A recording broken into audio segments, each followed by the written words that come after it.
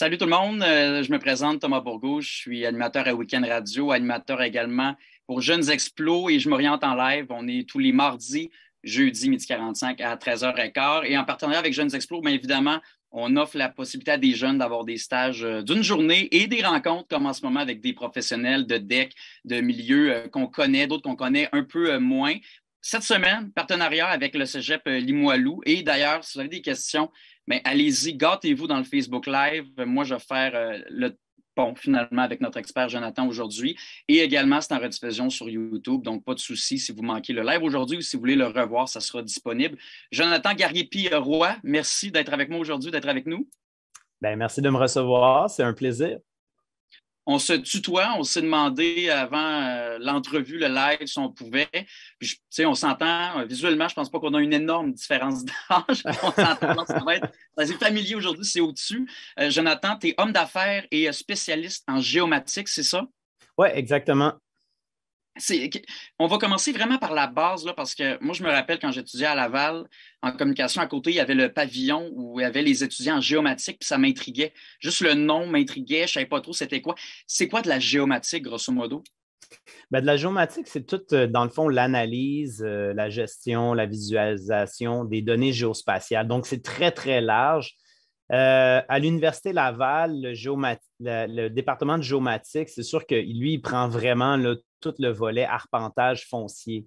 Mais également, je sais qu'ils ont un département génie géomatique où est-ce que là, ben, c'est plus au niveau, dans le fond, du génie logiciel en géomatique, donc en gestion de données géospatiales. Je sais qu'encore là, ça peut paraître nébuleux pour certains, mais on couvre beaucoup de domaines là, où est-ce qu'il va y avoir des systèmes d'information géographiques ou où est-ce qu'il va y avoir de la collecte aussi de données géographiques dans des domaines aussi vastes que l'environnement, l'archéologie, l'architecture, foresterie. Donc, on a des géomaticiens, des arpenteurs qui œuvrent dans tous ces domaines-là. Et tu es également spécialiste en géomatique, on l'a dit, mais homme d'affaires, qu'est-ce que tu fais comme homme d'affaires? Est-ce que c'est lié à ton autre volet de spécialiste en géomatique? Oui, quand même. Ben, en fait, moi, j'ai étudié à la base en urbanisme. J'ai un bac en urbanisme, mais j'ai aussi une maîtrise en géomatique. Donc, moi, j'essaie de faire un petit peu les ponts entre les deux domaines. Ça a toujours été ma passion. Quand je commençais en urbanisme, en fait, j'utilisais beaucoup de logiciels de géomatique puis de la donnée géospatiale pour arriver à mes fins. Donc, c'est vraiment l'étude du territoire qui m'a amené vers la géomatique. Je suis devenu homme d'affaires parce que, en fait, j'ai parti ma propre entreprise par la volonté de justement faire le pont où est-ce que je voyais qu'il n'y en avait pas de pont. Puis moi, je voulais le créer, ce pont-là, justement. Mon père a été homme d'affaires. Moi, je l'ai vu gérer sa business. Probablement que c'est dans mon sang là, parce que j'ai appris en quelque sorte de lui qui m'a montré certaines disciplines et certaines façons de faire. Donc, depuis que je suis tout petit, là, je suis homme d'affaires. J'ai parti la compagnie qui s'appelle H4Geo. Donc, vous pouvez aller voir le site web h4geo.com. Puis, avec un partenaire aussi, on a créé un podcast touchant justement tous les aspects du géospatial où on a des invités là, qui sont en géomatique, en foresterie, en environnement, en urbanisme. Donc, allez voir ça. Ça s'appelle le Spot Podcast Géomatique. On touche tous ces volets-là. Donc, si vous voulez en savoir davantage sur ce qu'on appelle le géospatial puis les métiers de l'aménagement, allez là-dessus parce que c'est tellement vaste que je pourrais en parler pendant une heure. Je suis sûr qu'il y aurait même plus de contenu que ça parce que c'est un domaine qui est assez intriguant et assez captivant. Puis justement, Ouais. tu nous en parles aujourd'hui, tu nous parles du DEC, tout ça, c'est en lien avec le Cégep Limoilou, je le réitère. Mais pourquoi, au-delà de ça, accepter l'invitation de Jeunes Explos à Je m'oriente en l'air, puis pourquoi venir nous parler jusqu'à 13h15 de tout ce beau domaine-là, puis de ce qui te passionne? Bien, premièrement, parce que ça me passionne, comme on vient de dire. Deuxièmement, parce que moi, je crois en. Ben, je veux en parler, je veux véhiculer à la jeunesse qu'est-ce que c'est, je veux que les gens sachent un peu qu'est-ce que c'est. Moi, quand j'étais plus jeune, j'aurais aimé, ben, ça m'est arrivé aussi, là, mais c'est important, je pense, redonner à la génération en dessous, là, tout simplement. Parce que toi, je pense qu'il y a des gens justement qui ont dû t'aider ou t'inspirer à aller là-dedans. Tu as parlé de ton père pour le volet homme d'affaires. Niveau géomatique, toi, évidemment, tu as des études là-dedans, tu as Ouais. du vécu là-dedans, tu as appris dans ce domaine-ci. Quelle qualité, selon toi, il n'y a aucune mauvaise réponse, ça prend automatiquement pour être quelqu'un, je ne veux pas dire d'excellent, je ne parle même pas de performance. C'est quoi les qualités que ça prend pour être intéressé par ce domaine-là, la géomatique? Bien, je vais parler pour moi parce qu'encore une fois, comme le domaine de la géomatique est très, très large, tu peux avoir un intérêt, par exemple, en environnement qui va t'amener vers la géomatique. Cependant, c'est sûr que tout de suite, quand tu étudies le territoire, forcément, il faut que tu aies une carte dans ta tête. Moi, personnellement, j'ai toujours adoré les cartes. Quand j'étais jeune, je mangeais là, des magazines géo, puis euh, voyons, c'est lequel dont l'autre, là. Bref, je regardais les magazines là, où est-ce qu'il y avait des cartes et qui traitaient de la géographie en général. J'adorais surtout l'aménagement du territoire des villes. Donc, j'ai l'impression que ça a toujours été à l'intérieur de moi d'aimer, dans le fond, les cartes puis savoir se situer puis avoir une certaine organisation spatiale. L'organisation, c'est un bon point. Puis ce qui résonne beaucoup, je pense, dans ton discours en ce moment, c'est la curiosité aussi. Déjà, quand tu étais jeune, ça t'intriguait. Peut-être que tu ne savais même Ouais. pas tant pourquoi au-delà de ça. Tu sais, évidemment, on est tout jeune, mais tu savais que ça t'intéressait. Mais une fois que tu fais le DEC, peu importe les études universitaires, bref, à quel moment, toi, personnellement, Jonathan, tu t'es rendu compte que hey, c'est vraiment dans ça que je veux travailler, peu importe ce que je fais, je suis à la bonne place. Ça a pris combien de temps avant que tu aies le déclic? Ben, en fait, comme je disais à la base, moi, premièrement, j'ai fait un deck qui était plus au niveau géographie parce que j'ai toujours trippé sur la géographie, comme j'expliquais. Après, j'ai toujours aimé l'organisation puis l'étude urbaine des villes. Donc, je suis allé au baccalauréat en urbanisme.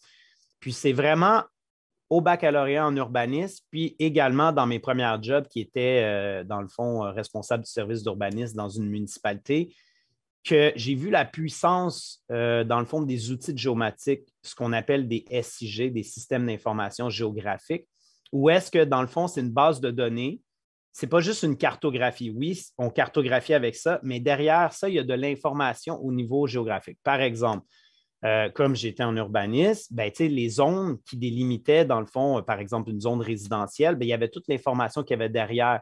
Donc, on pouvait se référer, par exemple, au type de résidentiel qui était accepté là-bas, unifamilial. Mais c'est beaucoup plus large que ça. Ces tables-là, on peut les populer quasiment jusqu'à l'infini, là, jusqu'à ce que ta mémoire soit saturée. Donc, c'était vraiment tout le volet SIG qui m'intéressait. Par la suite, ce que j'ai trouvé bien intéressant, c'est que c'était dans le fond d'utiliser la télédétection. La télédétection, c'est en quelque sorte un volet de la géomatique où est-ce qu'avec des outils, sans même se déplacer directement sur les lieux, on peut aller chercher beaucoup d'informations géographiques, géospatiales, comme par exemple d'un bâtiment. Donc là, présentement, nous, ce qu'on fait, c'est qu'on scanne des bâtiments, puis on scanne des terrains avec des drones et avec des scanners. Donc, on n'a même pas besoin d'aller prendre des points avec un GPS. Oui, on en prend pour pouvoir avoir une meilleure précision, mais on n'a pas besoin de prendre point par point sur le terrain des mesures. On peut, avec des appareils là, qui ne sont même pas collés sur le sujet en question, prendre des millions de points, puis à partir de là, recréer l'environnement, puis avoir une précision et une densité là, d'information qui est vraiment impressionnante. Je vous montrerai plus tard, si vous voulez, quelques C'est un milieu petits. qui est très vaste, comme tu as dit, la géomatique. Ouais. Toi, et là, je parle vraiment aux spécialistes en géomatique. Une journée typique, là, peu importe, là, justement, ton mardi, aujourd'hui, là, outre notre live Facebook pour Jeunes Explos, ça Mm. ressemble à quoi une journée classique en spécialiste en géomatique? Bien, je peux parler en spécialiste en géomatique, mais aussi en tant qu'entrepreneur parce que quand on fonde une entreprise puis qu'on commence à avoir des collègues qui travaillent avec nous, ben, on a comme un peu pas le choix de changer de chapeau puis de s'intéresser plus au niveau, par exemple, là, de la gestion d'une entreprise, donc dans le fond du management jusqu'à la comptabilité. Fait tout ce qui est technique, personnellement, j'en fais de moins en moins. Mais j'ai des collègues qui, eux, vont aller sur le terrain, vont justement, ben, ils vont se lever le matin, ils vont aller sur le terrain, ils vont amener le scanner avec eux ou le drone et les GPS pour pouvoir prendre de la donnée. Donc, ils vont se préparer un plan d'acquisition de données. Ils vont soit lever le drone ou soit partir le scanner, puis scanner un bâtiment, ou soit scanner un terrain. Donc, faire l'acquisition de données du terrain, normalement, la plupart du temps, c'est de la topographie qu'on obtient, qu'on obtient très rapidement là, en très peu de temps, contrairement aux façons plus traditionnelles. Là. Moi, personnellement, une journée, à quoi ça ressemble en tant qu'entrepreneur, c'est que je planifie ma journée, je vais voir les collègues faire le point sur les projets qui sont en cours.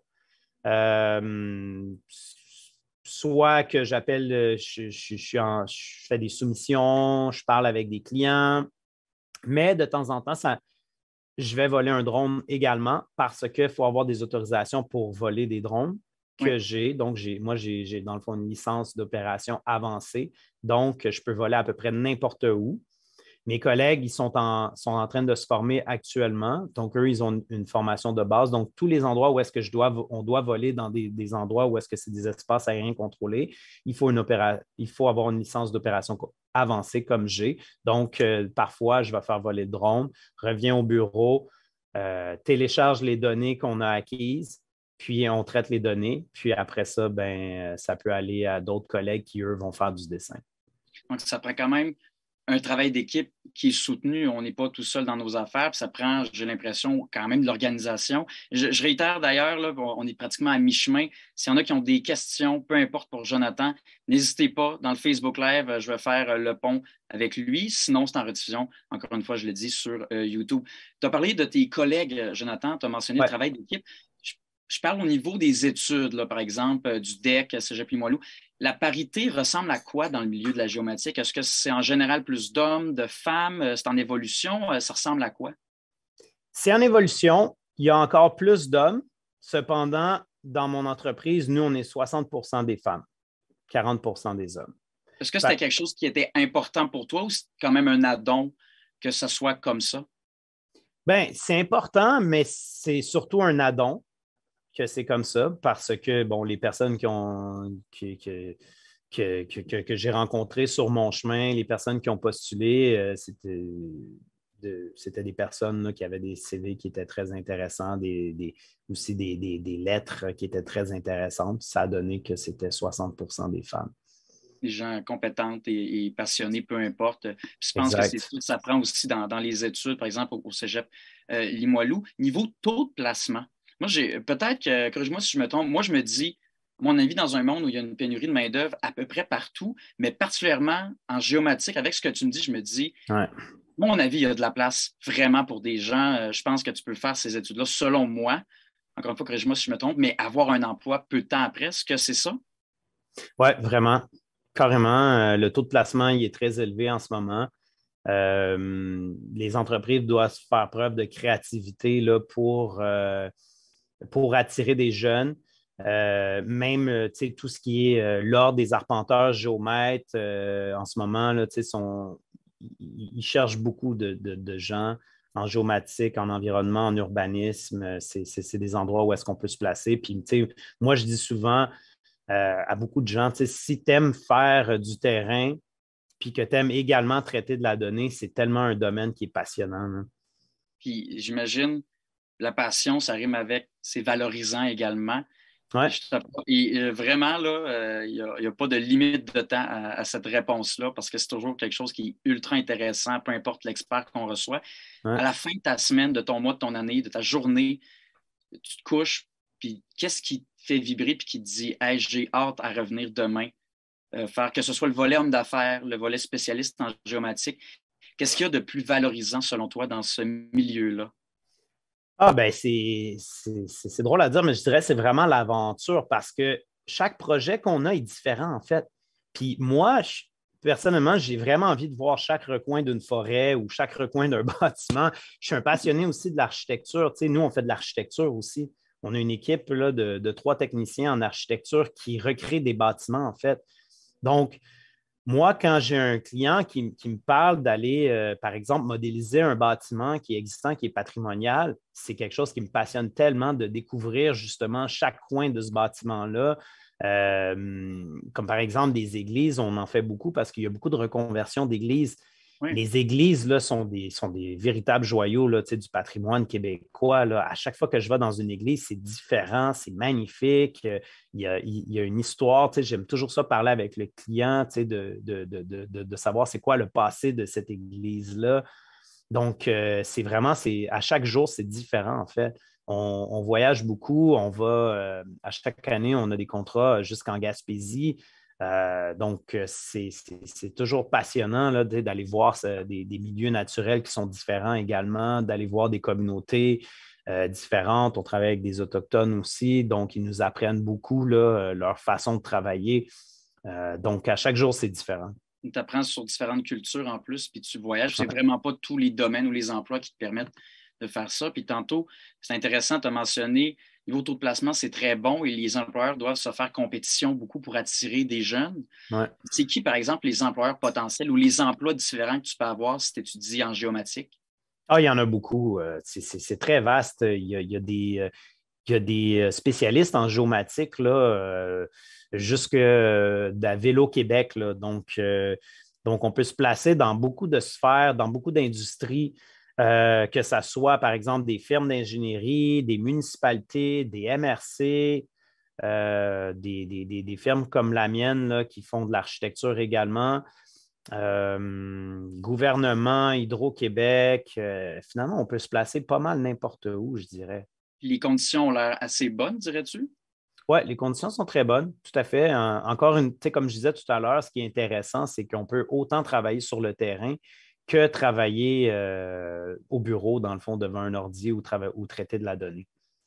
Dirais-tu aussi, peut-être que justement, c'était moi à l'université que je ne connaissais pas ce domaine-là, puis il y avait des étudiants qui étudiaient à la table d'à côté. Est-ce que, encore, peut-être aujourd'hui, peut-être c'était juste moi aussi, est-ce que c'est un domaine qu'on connaît moins, j'ai l'impression? En fait, oui et non. C'est un domaine qu'on côtoie tous les jours. Donc, que ce soit ben, c'est ça, que ce soit l'arpenteur géomètre qui va, par exemple, ben, à l'Université Laval, le département de géomatique, c'est le département où sortent les arpenteurs géomètres. Donc, les arpenteurs géomètres font partie de notre quotidien, surtout en immobilier. Bon, c'est sûr qu'il y a des gens qui ne connaissent pas, qui sont moins familiers avec l'immobilier, mais les arpenteurs géomètres, c'est eux qui font le cadastre du Québec. C'est eux qui vont implanter les maisons par rapport au cadastre. C'est eux qui délimitent les cours d'eau avec les biologistes. Au niveau de la géomatique, tout ce qui est carte, ben, à la base, c'est quelqu'un qui travaille avec du géospatial. Donc, c'est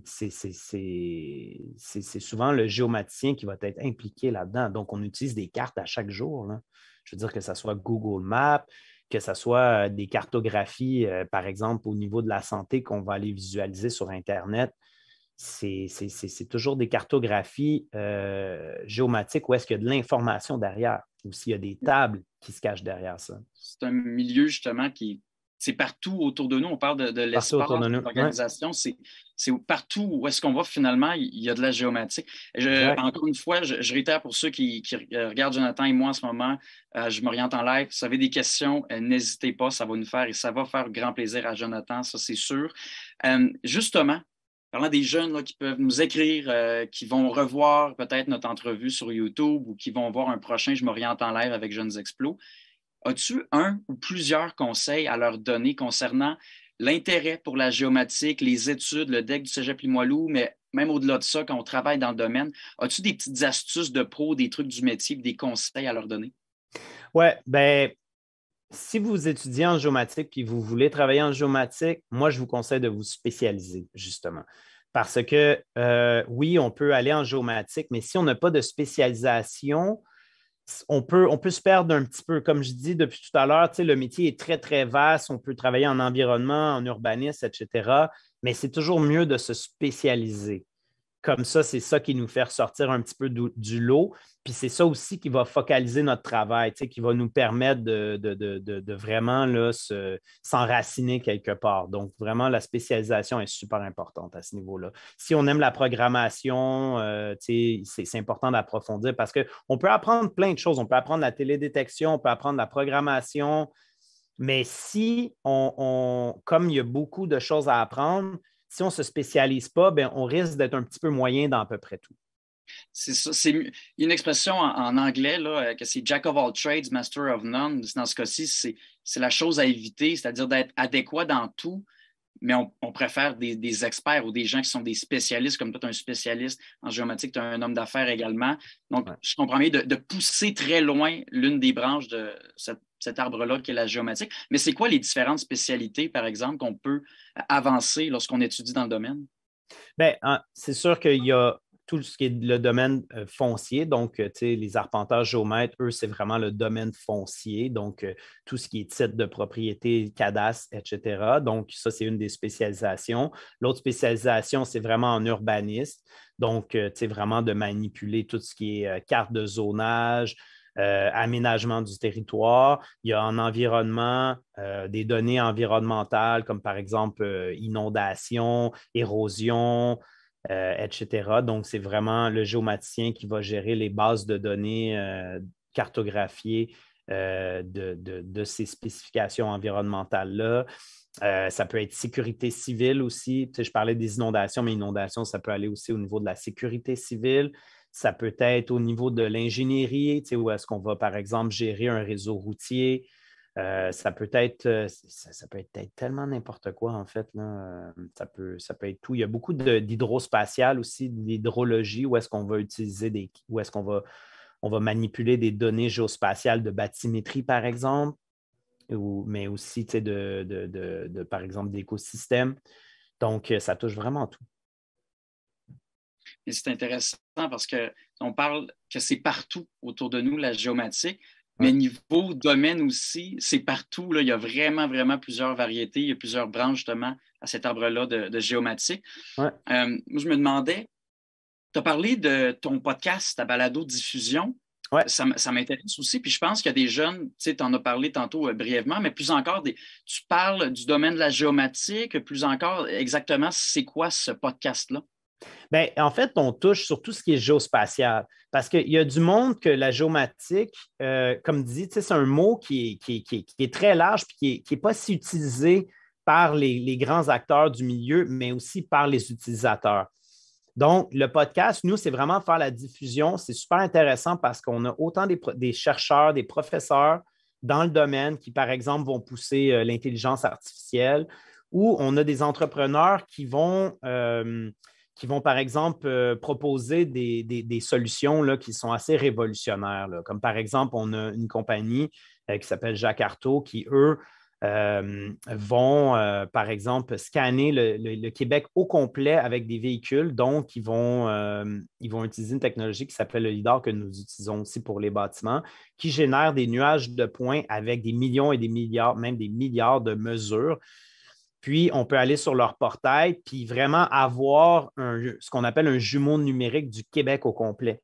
Donc, après ça, on peut extraire des scènes où est-ce qu'on a des mesures de façade, où est-ce qu'on a des canopées, des squelettes d'arbres.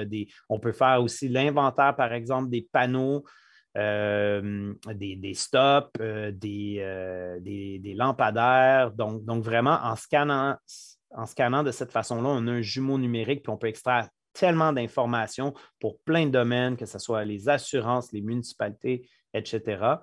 Donc, le spot, nous, on couvre tout ça. On essaie de diffuser tous les métiers de la géospatiale dans toutes les industries, que ce soit les villes, les entrepreneurs ou les chercheurs. Et d'avoir une balado-diffusion qui parle notamment de ce domaine-là, de plein de choses, mais de la géomatique, d'une part, j'ai l'impression que ça aide à démystifier aussi ce qu'on ne connaît pas, ou je ne veux pas nécessairement dire des préjugés, mais peut-être des idées préconçues qu'on a. Est-ce qu'il y en a des idées préconçues sur la géomatique que finalement tu dois faire? C'est pas exactement ça, mais là, tu peux expliquer. Est-ce qu'il y a des petits préjugés sains, je dirais, vis-à-vis de la géomatique? J'en entends pas beaucoup, mais il doit sûrement en avoir du style que, tu sais, on est. Dans le fond, tu sais, si je dis ça, c'est peut-être moi qui va peut-être plus faire un préjugé, mais tu sais, de quelqu'un qui est dans la forêt avec, tu sais, habillé tout en brun avec son chapeau. Mais quand en fait, tu sais, on est très précurseur de la géomatique, pas de la géomatique, excuse-moi, de technologie. Là. On est des grands consommateurs, on est des geeks en fait. Fait que, ouais, ça peut être un préjugé, tiens, des geeks, entre Parce que autres. Ouais. justement, c'est parfait parce qu'on peut, tu sais, vous voyager, vous allez en Gaspésie, puis c'est partout la Ouais. géomatique, c'est dans le bois, mais c'est partout, mais vous êtes aussi dans les bureaux, de la créativité. Fait que c'est un, tu Il y a sais, à beaucoup mon de avis, créativité, justement, ouais. c'est bien que toi, tu es là aussi aujourd'hui pour les jeunes, pour Ouais. moi, pour tout le monde, pour démystifier un peu ce qu'on connaît moins. Je vois déjà qu'il nous reste peu de temps, Jonathan. Alors, je finis toujours de la même manière. Est-ce que toi, tu as quelque chose à ajouter? Puis si oui, c'est quoi? Que ce soit sur ton métier, homme d'affaires, spécialiste en géomatique sur le domaine, ou un petit mot d'encouragement pour les jeunes, as-tu quelque chose à ajouter? Ben, je vais redire un peu ce que j'ai dit. En fait, moi, j'encourage les jeunes à justement évaluer ce métier-là parce que c'est super intéressant. Ça peut toucher à peu près à vraiment tous les domaines. Si, par exemple, on étudie dans un domaine puis qu'on aimerait pousser le côté technologique, je pense que la géomatique peut vous permettre de le faire. Assurément, il y a des jeunes, et je réitère que ça va être disponible sur YouTube aussi, qui vont regarder ça. Puis probablement au moins un qui veut ou une qui veut aller là-dedans, c'est déjà un succès juste en regardant Je m'oriente en live. Jonathan Gariepi, Roy, homme d'affaires, spécialiste en géomatique. Merci mille fois pour ton temps. Merci. Merci beaucoup. Je ne te dirais pas, tu peux retourner dans le bois maintenant. On sait que ce n'est pas vrai nécessairement. Non, Je ne non, te dirais non. pas retourner à ton ordi, tes préjugés, mais continue de faire ce que tu fais si bien dans un métier qui est très, très fascinant. Merci beaucoup. Merci, Thomas. Et à tous ceux qui nous écoutent, je l'ai dit à maintes reprises et je le redis, ça va être disponible sur YouTube. On va être encore là, je m'oriente en live, jeudi, midi 45 à 13h15. Et la thématique cette semaine, c'était le cégep Limoilou. Alors, je m'appelle Thomas Bourgault, de la part de Jeunes Explos, de la part de Jonathan, de la part de tout le monde. Merci beaucoup. Et encore une fois, Jonathan, merci énormément pour ton temps. Bonne journée. Bonne journée. Bye bye.